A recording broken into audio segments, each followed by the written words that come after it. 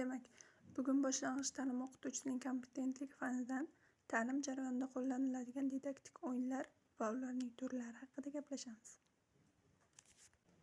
Didaktik o'yinlar bu o'quvchilarda bilim, ko'nikma va malakalarni shakllantirish, ularni mustahkamlashga qaratilgan ta'limiy maqsadni ko'zlagan o'yin faoliyati shakli hisoblanadi.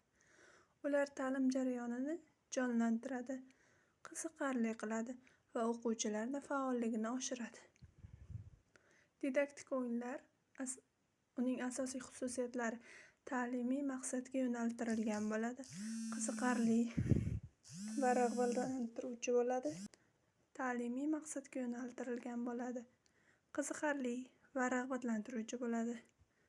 O'quvchilarning mustaqil fikrlashi va ijodiy yondashuvini rivojlantiradi. Didaktik o'yinlarning turlari esa juda ko'p. Birinchisi, jismoniy didaktik o'yinlar. Ko'proq kichik yoshdagi o'quvchilar, boshlang'ich o'quvchilar uchun moslashgan, masalan, topib kel, kim tezroq, ortiqcha narsani top kabi jismoniy o'yinlar hisoblanadi. Ikkinchidan esa aqliy fikrlashga qaratilgan o'yinlar. Mantiqiy fikrlash, muammolarni hal qilishni rivojlantiradi. Masalan, kim topqir, zanjirli savollar, topishmoqlar kabi aqliy fikrlash o'yinlari. Uchinchidan esa til o'yinlari. Bunda til o'rganish jarayonida qo'llaniladi, so'z boyligini oshiradi. Masalan, so'zlar zanjiri, nimani tasvirlayapman, aniqla va tarjima qil kabi til o'yinlari hisoblanadi.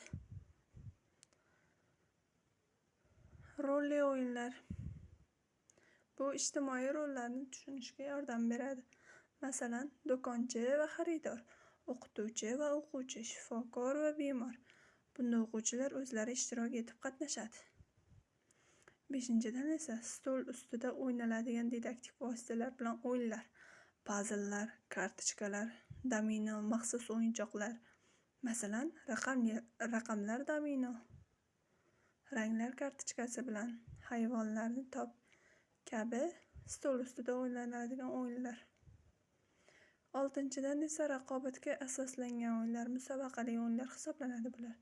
Guruhlar yoki individual tarzda o'tkaziladi.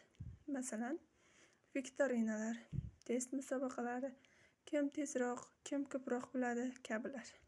E'tiboringiz uchun rahmat.